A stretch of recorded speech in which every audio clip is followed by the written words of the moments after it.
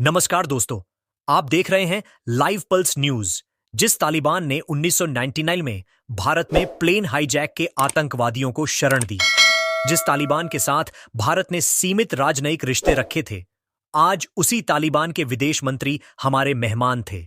इस दौरान क्या बात हुई, भारत ने कौन से अहम ऐलान किए और पाकिस्तान को भारत और तालिबान की इस दोस्ती से क्या समस्याएं आ रही हैं, आज के शो में इस पर विस्तार से बात करेंगे।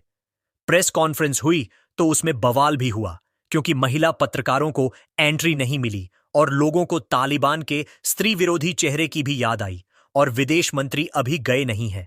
एक हफ्ते तक यहां पर हैं तो इस पर सुर्खियां आज आती रही। यानी 10 अक्टूबर को दिल्ली के हैदराबाद हाउस में एक बड़ी बैठक हुई। भारत के विदेश मंत्री एस जयशंकर ने अफगानिस्तान की तालिबान सरकार के विदेश मंत्री अमीर खान मुत्तकी से मुलाकात की और एक बड़ा ऐलान कि काबुल में भारत का टेक्निकल मिशन अब बनेगा फुल फ्लेजेड एम्बेसी। आगे बढ़ने से पहले टेक्निकल मिशन के बारे में जान लीजिए। एक सीमित डिप्लोमेटिक मिशन होता है जब किसी देश को किसी दूसरे देश में अपना लूथावास या उच्चायोग स्थापित नहीं करना होता, तब अक्सर टेक्निकल मिशन बनाए जाते हैं। तालिबान के केस में इसलिए क्योंकि भारत ने अभी तक अफगानिस्तान में उसके शासन को आधिकारिक मान्यता नहीं दी है और इसीलिए इस बैठक पर पूरी दुनिया की नजर थी। आज की बैठक में भारत एक स्टेप आगे बढ़ता दिखा। 2021 में अशरफ गनी की चुनी हुई अफगानिस्तान सरकार के तख्ता पलट और तालिबान की सत्ता पर काबिज होने के बाद भारत ने अफगानिस्तान में अपना दूतावास बंद कर दिया था। जयशंकर ने मुत्तकी से मुलाकात के बाद आज कहा, मुझे काबुल में भारत के टेक्निकल मिशन को भारतीय दूतावास के स्तर तक ले जाने की घोषणा करते हुए खुशी हो रही है। भारत के विदेश मंत्री ने कुछ और अहम बातें कहीं, मसलन भारत और अफगानिस्तान को मिलकर आतंकवाद से लड़ना चाहिए। पहलगाम में आतंकवादी हमले के बाद अफगानिस्तान ने जिस तरह की संवेदनशीलता दिखाई, उसकी हम तारीफ करते हैं। Is fully committed to the sovereignty, territorial integrity and independence of Afghanistan. Closer cooperation between us contributes to your national development as well as regional stability and resilience. To enhance that, I am pleased to announce today the upgrading of India's technical mission in Kabul to the status of Embassy of India. S Jaishankar ने उन projects की भी बात कही जो भारत की मदद से अफगानिस्तान में चल रहे हैं। बिना नाम लिए अमरीकी सदर डोनाल्ड ट्रंप को भी संदेश दिया। इसके बारे में आगे बात करते हैं, पर पहले जानते हैं कि मुत्तकी क्या बोले। उन्होंने कहा, अफगानिस्तान भारत को एक घनिष्ठ दोस्त के तौर पर देखता है और चाहता है कि दोनों देशों के बीच परस्पर सम्मान पर आधारित रिश्ते बने। मुत्तकी ने यह भी कहा कि अमरीकी कब्जे के दौरान बहुत सी चीजें ऊपर नीचे हुईं, लेकिन हमने कभी भी भारत के खिलाफ कोई बयान नहीं दिया। हमने हमेशा चाहा कि भारत के साथ हमारे रिश्ते अच्छे रहें। हम इसकी मंजूरी कभी नहीं देंगे कि कोई हमारी जमीन का इस्तेमाल किसी के खिलाफ करे। मुत्तकी 9 से 16 अक्टूबर तक भारत के दौरे पर हैं। भारत आने के लिए उन्हें संयुक्त राष्ट्र सुरक्षा परिषद की मंजूरी लेनी पड़ी, क्योंकि यूएनएससी ने यानी सिक्योरिटी काउंसिल ने मुत्तकी को आतंकवादी घोषित किया हुआ है। दौरे के दौरान वह दारुल उलम देवबंद जाएंगे, आगरा का ताजमहल देखेंगे और भारत में मौजूद अफगानियों से भी मुलाकात करेंगे। हम तो यहां पे थे तो हमने भी सुनाया मोहतरम, जब उला मुजाहिद साहब ने रिपोर्ट दिया कि काबुल में एक आवाज सुनाया, तो रात भर उसकी जो तलाश हुआ, अभी तक कोई नुकसान का कोई खबर नहीं आया है और यह भी पता नहीं चला कि ये आवाज क्या चीज के थे। क्या उधर कोई मादनियात में काम करने वालों ने कुछ चीजों को धमाका दिया या कोई बात है। अलबत्ता सरहदी इलाकों में जो हम दूर दराज इलाके हैं, वहां पे कुछ अटैक हुआ है। हम उसकी मुजम्मत करता है और हम पाकिस्तान हुकूमत का यह काम एक बड़ा गलती समझता है और इससे मसाइल हल नहीं हो सकता है। अफगानिस्तान का तारीख गवाह है कि ऐसा मसाइल जोर से हल नहीं किया जा सकता है। तपाहु और मुज़ाकिरात का दरवाजा हमने खुला है। तपाहु होना चाहिए और जो मुश्किलात जिस मुआलिक के अंदर है वो अपना मुश्किलात खुद हल करें। जैसे हिंदुस्तान के साथ अच्छा ताल्लुकात चाहता है, पाकिस्तान के साथ भी अच्छा ताल्लुकात चाहता है, लेकिन ये ताल्लुकात दोनों तरफ से हो सकता है, एक तरफ से तो नहीं हो सकता है। ये तो हुए ताज़ा अपडेट। अब बात यह कि भारत क्या चाहता है। इसके लिए सबसे पहले रुख करते हैं एस जयशंकर के बयान से छनकर आई बातों का। उन्होंने अफगान शरणार्थियों की हालत पर चिंता जताई। ये वो शरणार्थी हैं जिन्हें पाकिस्तान जबरन वापस भेज रहा है। जयशंकर ने कहा, यह गंभीर चिंता का विषय है। अफगान शरणार्थियों की मानवीय गरिमा का हनन हो रहा है, उनके सामने जीविका का संकट है। इस संबंध में भारत हर संभव मदद के लिए प्रतिबद्ध है। यानी पाकिस्तान का नाम लिए बिना भारत के विदेश मंत्री ने एक डिप्लोमेटिक पॉइंट स्कोर किया, अफगानियों के साथ सहानुभूति जताई। लेकिन डिप्लोमेसी टेढ़ी खीर है, एक आग का दरिया है और डूबते ही जाना है। जरा विस्तार से बात करते हैं। जानकारों का कहना है कि भारत तालिबान के साथ करीबी तो बढ़ाना चाहता है ताकि पाकिस्तान को चेक किया जा सके, लेकिन अभी उसे मान्यता देने के लिए तैयार नहीं है। ऐसा इसलिए भी क्योंकि यूएन ने अभी तक ऐसा नहीं किया। पूरी दुनिया में केवल रूस ही ऐसा है जिसने तालिबान को मान्यता दी है। हालांकि कई देशों ने अपने प्रतिनिधि जरूर काबुल में भेजे हैं, जिसमें चीन भी शामिल है। तो इंडिया का गेम प्लान यह है कि तालिबान को मान्यता दिए बिना दोस्ती का हाथ बढ़ाया जाए। मतलब डिप्लोमेटिक बिरयानी तो बनी है, लेकिन दी सिर्फ आधी प्लेट ही जाए। और भारत के गेम प्लान में एक मुद्दा यह भी कि अफगानिस्तान में उसका इन्वेस्टमेंट है। भारत किसी भी हाल में अपने 26,000 करोड़ के इन्वेस्टमेंट को सिक्योर करना चाहते हैं। इसमें कई निवेश तालिबान के सत्ता में काबिज होने के पहले के हैं। मसलन सलमा डैम, इसे भारत अफगानिस्तान दोस्ती का प्रतीक कहा जाता है। अफगानिस्तान में हिरात प्रांत है। यहां पर 42 मेगावाट बिजली पैदा करने के लिए डैम के इर्द गिर्द परियोजना बनी है। 75,000 हेक्टेयर जमीन पर सिंचाई में भी यह डैम मदद करता है। अफगानिस्तान की संसद भी भारत बना रहा है। इसे गिफ्ट के तौर पर हमने तैयार किया था। 710 करोड़ इस पर खर्च हुए थे। इसके अलावा जाराजंज डेलाराम का हाईवे है, एक अहम इंफ्रास्ट्रक्चर प्रोजेक्ट है जो अफगानिस्तान के निमरोज प्रांत को ईरान स्थित चाबहार पोर्ट से जोड़ता है। वही चाबहार जिसको भारत की मदद से डेवलप किया जा रहा है, और हाल ही में अमेरिका ने ऐसा करने पर प्रतिबंध भी लगाया था। एक और परियोजना है शहतूत डैम की, जिसका निर्माण अभी चल रहा है और भारत इसे पूरा करने के लिए प्रतिबद्ध है। इन सबसे बेहतर शिक्षा और स्वास्थ्य के क्षेत्र में भी भारत ने इन्वेस्ट किया है। भारत ने अफगानिस्तान में कई स्कूल और अस्पताल बनाए हैं। 2021 के बाद से लगातार दवाइयां भी भेजी। इनका जिक्र एस जयशंकर ने किया। अनाज और कोविड वैक्सीन का भी जिक्र आया। भारत चाहता है कि इन्वेस्टमेंट सिक्योर रहे, क्योंकि भारत अफगानिस्तान के रास्ते मध्य एशिया में ट्रेड बढ़ा रहा है। चाबार पोर्ट की बात हमने बताई। एक तरीके से पाकिस्तान के बैकयार्ड में भारत की चेकमेट है। चीन की मदद से पाकिस्तान में डेवलप हो रहे ट्रेड कॉरिडोर और ग्वादर पोर्ट को रणनीतिक चुनौती भी है, और इसीलिए पाकिस्तान इस दौरे पर भड़का हुआ है। पाकिस्तान के रक्षा मंत्री ख्वाजा आसिफ ने 7 अक्टूबर को कहा, आप अगर इतिहास देखेंगे तो अफगानिस्तान वो आखिरी मुल्क था जिसने पाकिस्तान को मान्यता दी। तब से लेकर अब तक ऐसा एक भी मौका नहीं रहा जब अफगानिस्तान ने पाकिस्तान से दोस्ती निभाई हो। एक मजहब होने के बावजूद वो हमेशा हमसे दूर दूर रहे हैं। ख्वाजा आसिफ यहीं नहीं रुके और बोले, अफगानिस्तान हमारे खिलाफ साजिश रच रहा है, हमारे जवान रोज शहीद हो रहे हैं। क्या यही है दोस्ती का रिश्ता? हकीकत यह है कि अफगानिस्तान कल भी भारत के साथ था, आज भी भारत के साथ है और कल भी रहेगा। ख्वाजा आसिफ का इशारा उन हमलों की तरफ था जिनमें हाल फिलहाल में कई पाकिस्तानी सैनिक मारे गए। पाकिस्तान ने इसके आरोप तहरीक तालिबान पाकिस्तान यानी टीटीपी पर लगाए और इसकी लीडरशिप को खत्म करने की बात कही। अफगानिस्तान में इसके चलते उसने स्ट्राइक भी की। यानी आप समझ सकते हैं कि पाकिस्तान नहीं चाहता कि भारत और अफगानिस्तान के रिश्ते मजबूत हों। दूसरी तरफ पाकिस्तान से इतर चीन और अमेरिका को काउंटर करने के लिए भी अफगानिस्तान भारतीय रणनीतिक हितों के हिसाब से जरूरी है। डोनाल्ड ट्रंप की सदारत में अमेरिका भारत के खिलाफ आक्रामक हो रखा है।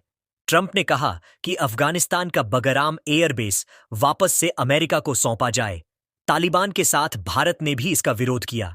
आज भी एस जयशंकर ने जिक्र किया, बोले अफगानिस्तान की क्षेत्रीय अखंडता के साथ कोई समझौता नहीं हो सकता। चीन ने भी अफगानिस्तान में करीब 5,000 करोड़ का निवेश किया है। उसकी महत्वाकांक्षी बेल्ट एंड रोड इनिशिएटिव योजना के लिए भी अफगानिस्तान जरूरी है। चीन की नजर अफगानिस्तान की खनिज संपदा पर भी है। ऐसे में भारत चाहता है कि अफगानिस्तान में चीन का प्रभाव न बढ़े, क्षेत्रीय संतुलन बना रहे। भारत के सामने एक बड़ी दुविधा भी है, विचारों की दुविधा। आपको मालूम ही है कि तालिबान ने अफगानिस्तान में कड़े इस्लामिक कानून लागू कर रखे हैं और इसका सबसे ज्यादा नुकसान वहां की महिलाओं को हुआ है। पढ़ाई से लेकर कामकाज सब बंद। तालिबान पर मानवाधिकार के उल्लंघन के भी गंभीर आरोप हैं, जबकि भारत एक लोकतांत्रिक, धर्मनिरपेक्ष और जेंडर के भेदभाव से मुक्त सभी नागरिकों को बराबर मौका देने वाले देश के तौर पर अपने आप को प्रस्तुत करता है और इसीलिए तालिबान के झंडे वाला मुद्दा भी बना। आज ही की प्रेस कॉन्फ्रेंस की बात करें तो महिला पत्रकारों को एंट्री न देने की बात सामने आई और भारत के सोशल मीडिया पर एक गर्म हवा बही। इसीलिए तालिबान के साथ रिश्ते बनाना एक ट्रिकी बात है। ऐसे कई मुद्दे हैं तालिबान को मान्यता देने के रास्ते में जो अड़चन है। अभी तक साफ नहीं कि 16 अक्टूबर की तारीख आने तक भारत मुत्तकी के सामने मानवाधिकारों के मुद्दे पर कुछ बात कहेगा या नहीं। बातें और भी हैं। मसलन 2008 में काबुल में भारतीय दूतावास में हुआ आत्मघाती हमला, जिसमें एक वरिष्ठ भारतीय राजने और डिफेंस हताशे की मौत हुई थी। भारतीय पत्रकार दानिश सिद्दीकी को भी 2021 में तालिबानी उग्रवादियों ने ही मारा था। एक मुद्दा और है। संभावना जताई जा रही है कि अपने दौरे के दौरान मुत्तकी भारत के राष्ट्रीय सुरक्षा सलाहकार अजीत डोभाल से भी मिल सकते हैं। अगर ऐसा हुआ तो जिक्र 1999 का भी होगा, जब डोभाल कांधार गए थे। हकजैक की गई फ्लाइट IC-8 चौवान से भारतीय बंधकों को छुड़ाने के लिए और आतंकवादियों को बदले में रिहा करने के लिए। तब तालिबान सरकार ने ही जैश मोहम्मद के चीफ आतंकी मसूद अजहर और बाकियों का हैंडओवर पाकिस्तान को किया था। इन सब से अफगानिस्तान को उम्मीद है कि उसे भारत से आर्थिक सहायता तो मिलती ही रहे, लेकिन उसके टॉप एजेंडे में है मान्यता पाना। अफगानिस्तान की अंग्रेजी न्यूज वेबसाइट टोलो न्यूज ने राजनीतिक विश्लेषक अजीज मारिज के हवाले से लिखा कि अगर भारत तालिबान को मान्यता देता है तो दूसरे देशों को भी ऐसा करने के लिए प्रोत्साहन मिलेगा। हालांकि जरूरी नहीं कि दूसरे देश ऐसा करें ही, क्योंकि सभी अपने हितों को ध्यान में रखकर फैसले लेते हैं। वेबसाइट ने कई दूसरे विश्लेषकों के हवाले से यह भी लिखा कि भले ही अफगानिस्तान ऐसा चाहे, लेकिन भारत शायद अभी ऐसा नहीं कर पाएगा। हालांकि दूसरे एजेंडे यानी आर्थिक सहायता को बल मिलेगा। ये थी पूरी डिप्लोमेटिक कहानी। अब थोड़ा सा मुत्तकी के बारे में जानते हैं। Brief profile. 1970 में अफगानिस्तान के जारघुन गांव में जन्म 9 साल की उम्र में पाकिस्तान गया। अफगानी शरणार्थियों के लिए काम किया। अफगानिस्तान में सोवियत संघ के समर्थन वाली कम्युनिस्ट सरकार के खिलाफ लड़ाई लड़ी। मुजाहिदीनों में शामिल इन्हें पाकिस्तान, सऊदी अरब और अमेरिका का समर्थन हासिल था। 10 साल तक चली लड़ाई में सोवियत संघ कमजोर पड़ा। उसे अपने सैनिक वापस बुलाने पड़े और फिर तालिबान का उभार हुआ। मुत्तकी तालिबान में शामिल हुए। बाद में मुजाहिदों के ग्रुप आपस में लड़े। तालिबान सब पर भारी पड़ा। 1996 में जब तालिबान ने काबुल पर कब्जा किया, तब इस्लामिक शासन को लागू करने में मुत्तकी ने बढ़ चढ़कर हिस्सा लिया। उसे कई अहम जिम्मेदारियां मिलीं। 2000 में शिक्षा मंत्री, उसके बाद 2001 में अमेरिका ने अफगानिस्तान पर हमला किया। तालिबान का शासन खत्म हुआ, लेकिन वक्त का पहिया फिर घूमा। 2018 में अमेरिका और तालिबान के बीच बातचीत शुरू हुई। फरवरी 2020 में दोहा में दोनों के बीच समझौता हुआ। अमेरिका ने अफगानिस्तान से अपने सैनिकों को हटाने की प्रतिबद्धता जताई और तालिबान ने कहा कि हम उनकी सैनिकों पर हमला नहीं करेंगे। दोहा में हुई इस बातचीत का नेतृत्व मुल्ला अब्दुल गनी बरादर कर रहे थे और मुत्तकी उनके सहयोगी और प्रतिनिधि के रूप में वहां मौजूद थे। कहा जाता है कि शुरुआत में मुत्तकी केवल तालिबान के वैचारिक प्रचारक थे, लेकिन आज वे संगठन का एक ऐसा चेहरा बन चुके हैं जो अंतर्राष्ट्रीय संवाद, कूटनीति और रणनीतिक जरूरतों को समझता है। और इन जरूरतों में क्या समीकरण फिट होंगे, यह आगे देखने वाली बात होगी। अब सुर्खियों का रुख करते हैं। IPS वाई पूर्ण कुमार की मौत के मामले में कार्रवाई शुरू हो गई है। मध्यम गति से मामले की जांच के लिए चंडीगढ़ पुलिस ने 6 सदस्यों की एक टीम बनाई है। इसे लीड करेंगे चंडीगढ़ के IG पुष्पेंद्र कुमार। चंडीगढ़ पुलिस ने हरियाणा के आला अधिकारियों के खिलाफ FIR दर्ज की है। इन अधिकारियों का नाम IPS पूरन ने अपने आखिरी नोट में लिखा था। आरोप भेदभाव, जिसमें जाति के आधार पर भेदभाव और मानसिक रूप से प्रताड़ित करना भी था। इंडिया टुडे की कमलजीत कौर के मुताबिक जिन 13 अधिकारियों के नाम लिखे गए हैं उनमें 9 आईपीएस और 2 आईएएस अधिकारी हैं। इसमें हरियाणा के डीजीपी शत्रुजीत कपूर का नाम भी है। आरोप है कि उन्होंने अपना एरियर तो 1 जनवरी 2015 से पर हासिल कर लिया, लेकिन जब पूर्ण कुमार ने नियमानुसार एरियर की मांग की तो उन्हें बेइज्जत किया गया, एरियर रुकवा दिया गया।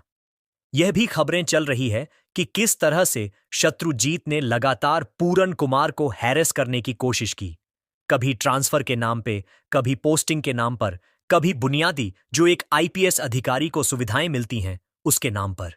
सवाल यह भी पूछा जा रहा है कि एक सिपाही के बयान के आधार पर पूर्ण कुमार के खिलाफ तो फटाक से एफआईआर दर्ज कर ली गई, लेकिन उनकी मृत्यु के बाद और उनके आईएएस पत्नी के एफआईआर के लिए एप्लीकेशन देने के बाद भी घंटों का दिनों का वक्त लगा। नायाब सैनी की सरकार किन अधिकारियों को बचाने की कोशिश कर रही है? इनमें कौन कौन से नाम हैं? आईएएस में, आईपीएस में, इस पर हरियाणा के राजनीतिक गलियारों में चर्चाएं तेज हैं। जरा इन अधिकारियों के नाम देखिए जिन पर एफआईआर हुई है। आखिरकार Sanjay Kumar ADGP 1977 batch, Pankaj Nain IGP 2007 batch Kala, Ramachandran IPS 1924 batch, Sandeep Khirwar IPS 1925 batch, Subhash Kaviraj IPS 1997 batch, Manoj Yadav पूर्व DGP IPS 1998 batch, PK Agarwal पूर्व DGP IPS 1988 batch, TVSN Prasad IAS 1988 batch, Rajeev Arora IAS पूर्व अतिरिक्त मुख्य सचिव हरियाणा सरकार और अमिताभ ढिल्लों एडीजीपी।